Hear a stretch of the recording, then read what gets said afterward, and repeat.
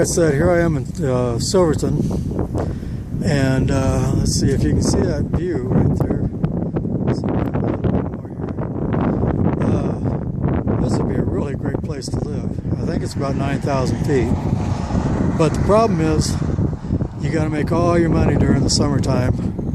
And I've talked to people, shop owners here, who when winter comes up, they close up shop when they're gone. And but it's a nice place, and it is actually pretty much of a community, and it's a really nice place to go. Now, if you go up to where that V is, you go up through that valley there, go all the way up to the top of it or to the end of it, and you get to a place called Animas Fork.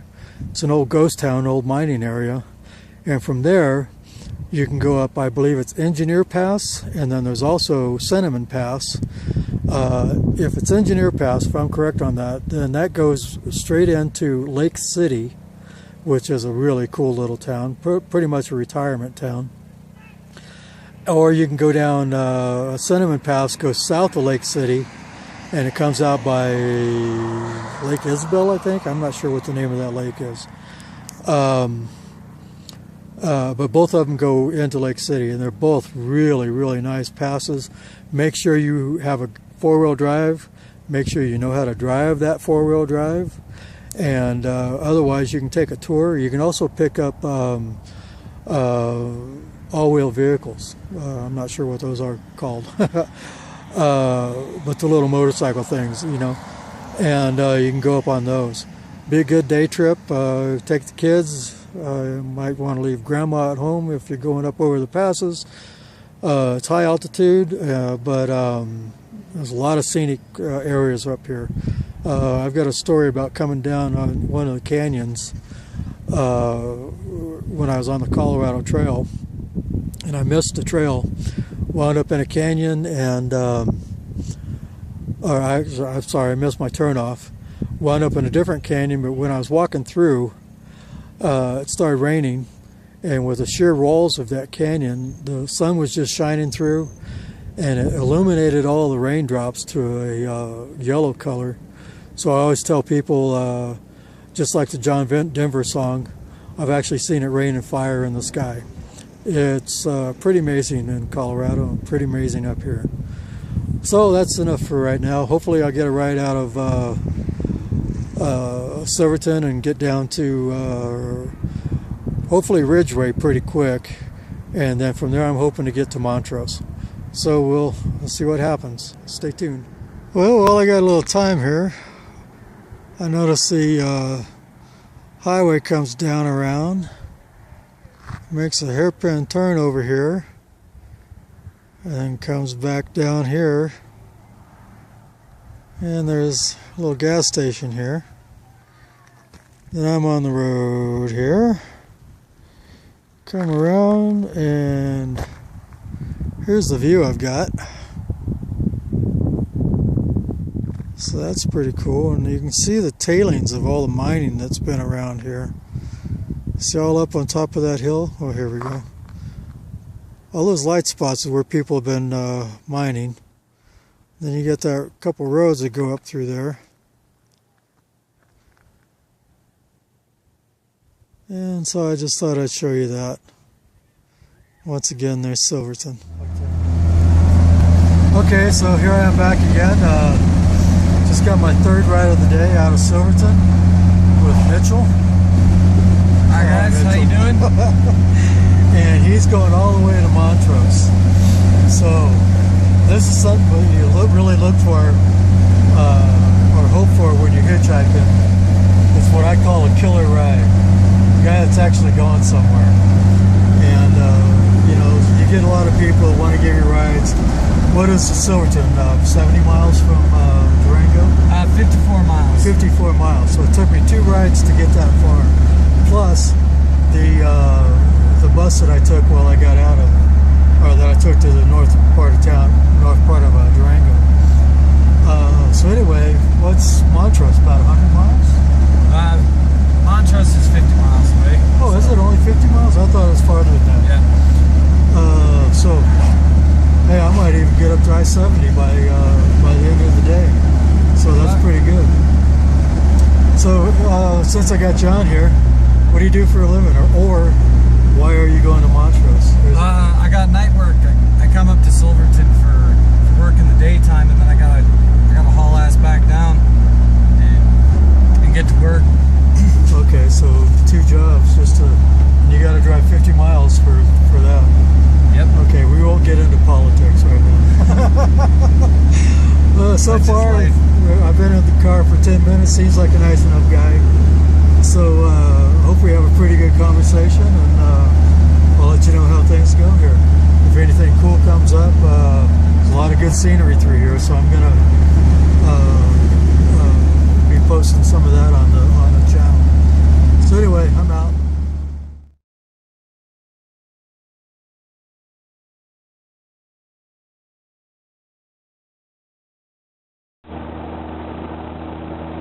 I'm not sure if I got sound on here.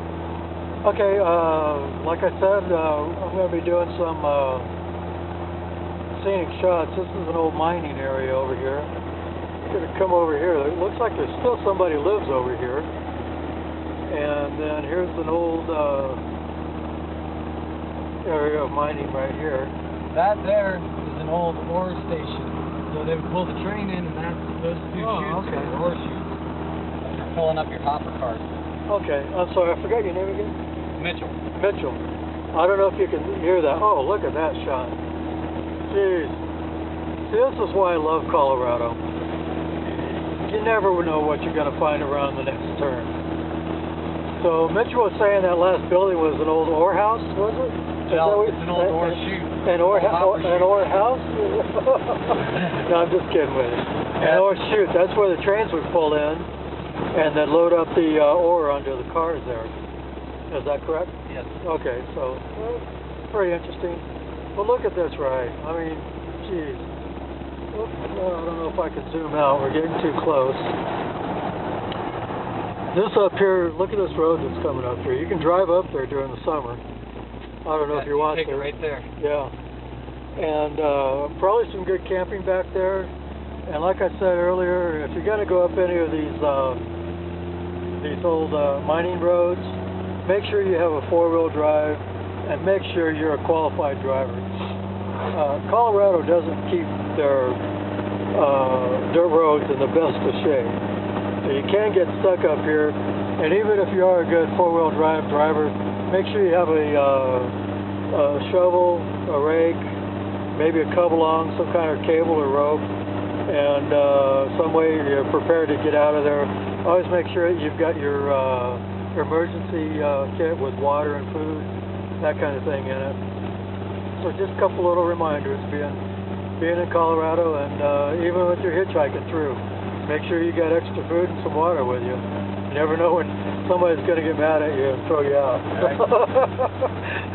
I'm sure it happens. Never to me though. So, oh! Look at this view. Look at that. See, that's why I love these roads. And that's just the stuff you can see on the highways. So, okay, I'm out now.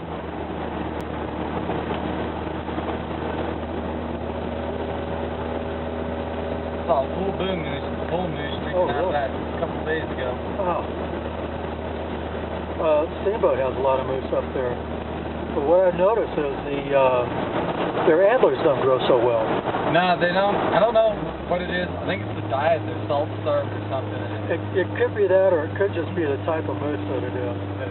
That's what somebody mentioned one time. I'd love to see a moose in full, 5-6 feet antlers. That'd be really cool sometime.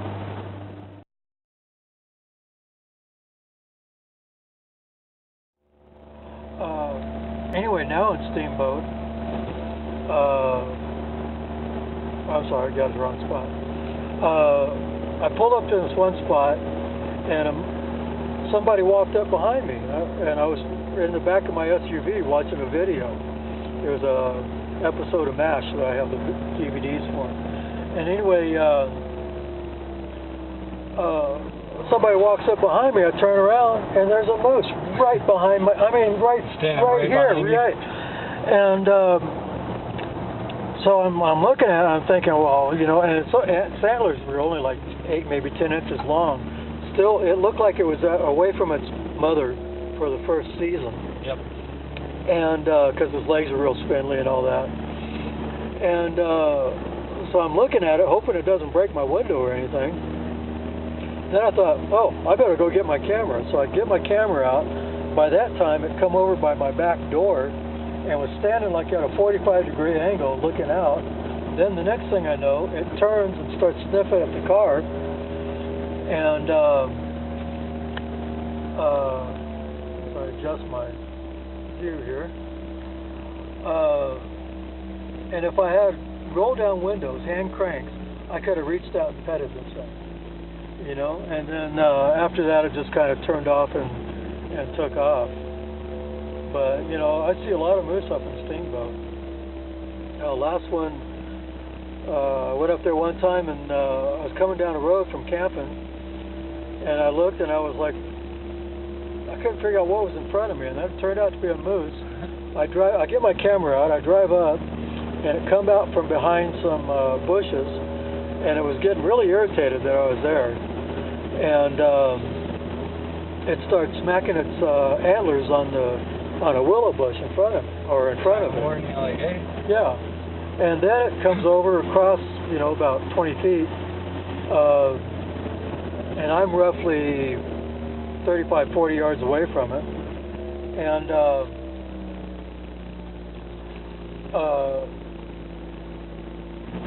it was kind of at a pine tree, started smacking its antlers around.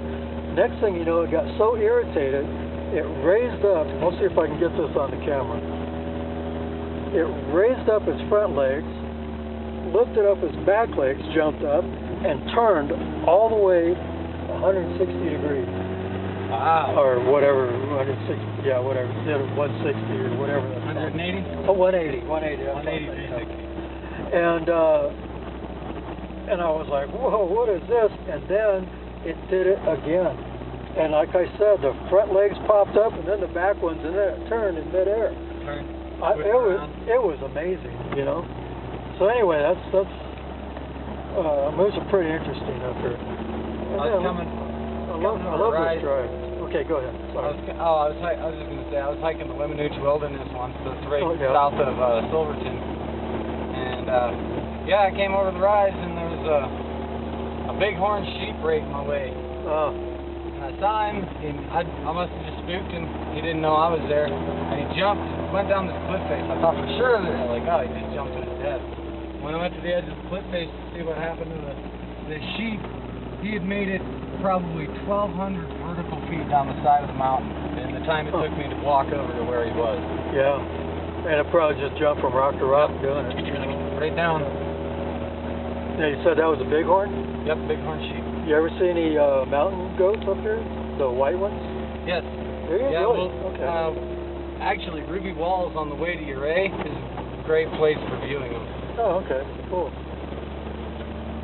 Okay, well, I'm going to save some battery power here, and pretty much this is the canyon we're going down.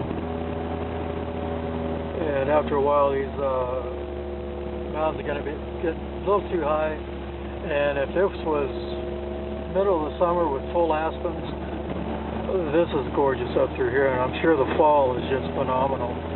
So anyway, I'm out. Okay, folks, something I failed to mention earlier is this is, what is it, State Route 550? This is Road 550. Okay, 550. It's also known as the $1 Million Highway. Now, I've heard two stories. It cost $1 million to build it, or they found so much gold that they called it, while they were building it, that they actually called it the $1 Million Highway. Now, Mitchell is telling me that, what, this was a toll road built by Otto Mears. Okay. It's called the Pathfinder to the West. Okay. And what did you say this was called? The Ruby Walls? Ruby Walls. Okay, I imagine that's because of the red color of the walls here. Yes. But here's something that a lot of people freak out about this route here, because look how deep that is. If you go over this canyon, it's at least 1,000 feet, I think. And in some areas, it's even deeper. But the views around here are just nuts, and you notice how windy it is here. So when you come down through here, don't drive too fast. And you know, you won't do that anyway because you want to look at everything. But let me see if I can